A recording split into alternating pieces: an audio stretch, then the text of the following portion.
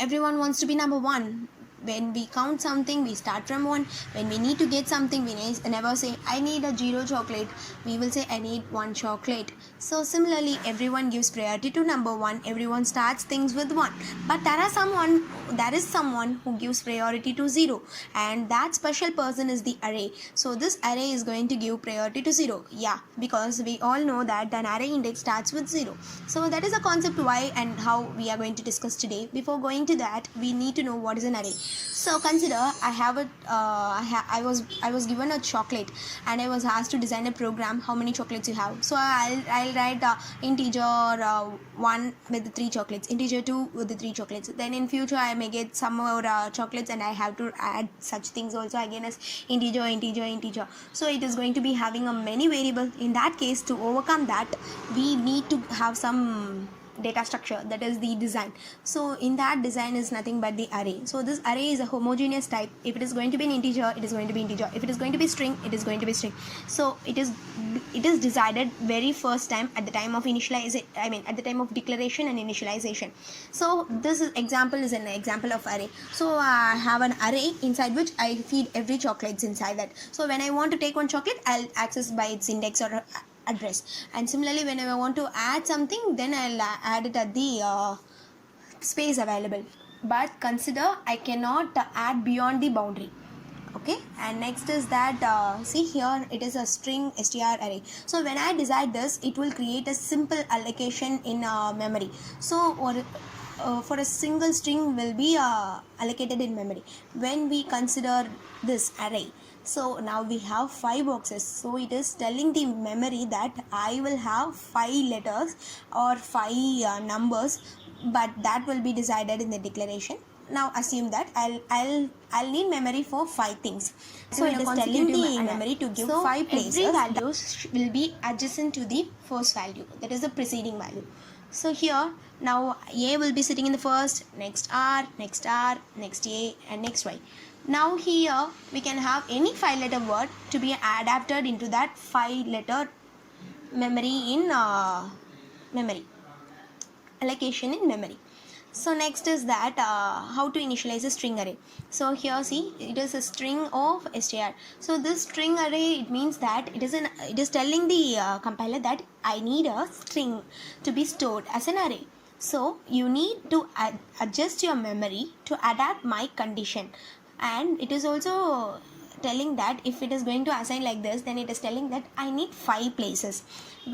Next, what are the features of an array? So since I said that it is homogeneous, and it is linear, then it is sequential, and it is of fixed size, and one specific thing is that it is a contiguous memory, and similar, it is a basic data structure. So all the data structures are on top of this array. So this array forms the biggest foundation when we consider to data structures and algorithms. So all things around us are revolving around this array. Okay, next is that initialization. As I said, it's like going to be homogeneous. Now when I say int num of 10, it's going to be integer array. So I cannot fit a string or a character inside this, and I'm also telling it's of size 10. So when I add an element of 11th size, then it is going to be a failure for me.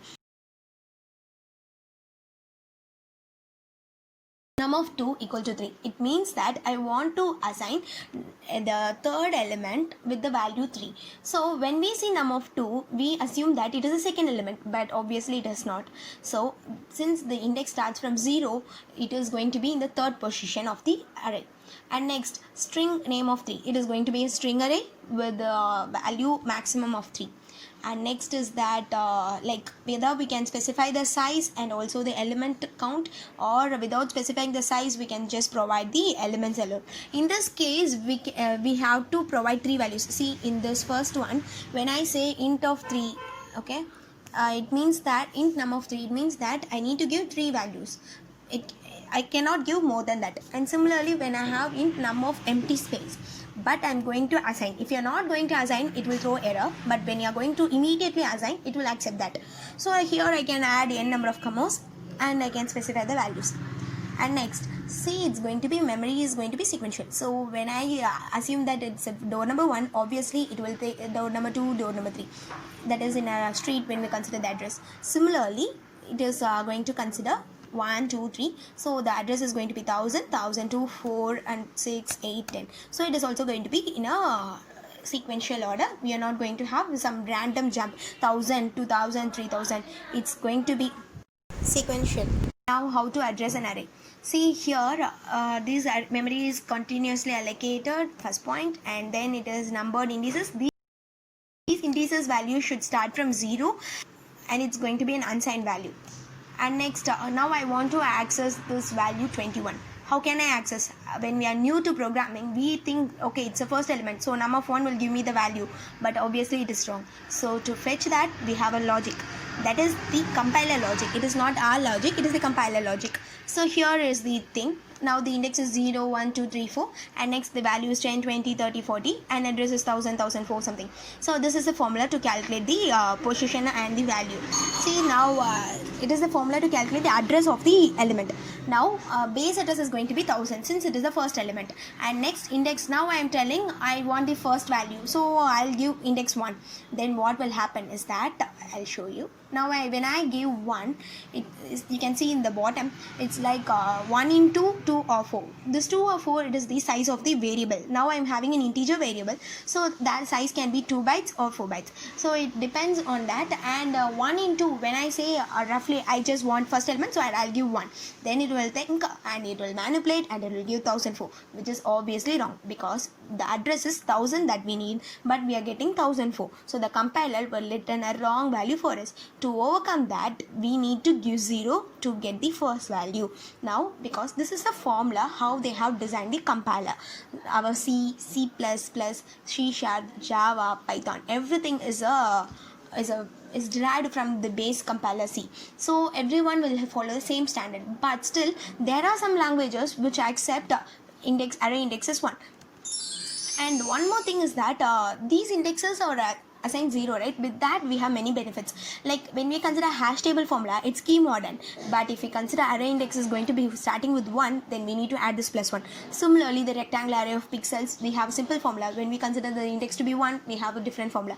And similarly, to fit an array letters from A to Z into an array of length 26, this odd of C minus odd of A, it's going to be a simple thing. But when we go with the array index of 1, it is going to have an +1. So everything is going to jump to some different formula, which is difficult to maintain for us, difficult to memorize. So all this perspective and everything, we are not sure whether it is an accident or incident, but still the array index of 0 design is helpful for us in these ways. And next, these are the languages that follows the array index as index 1. So Fortran, R language, Julia, and this is WorldCom, and then Lua and MATLAB and COBOL and Smalltalk. These are some of the languages. Thank you so much. If you like the video, please like, share and subscribe. Have a good day.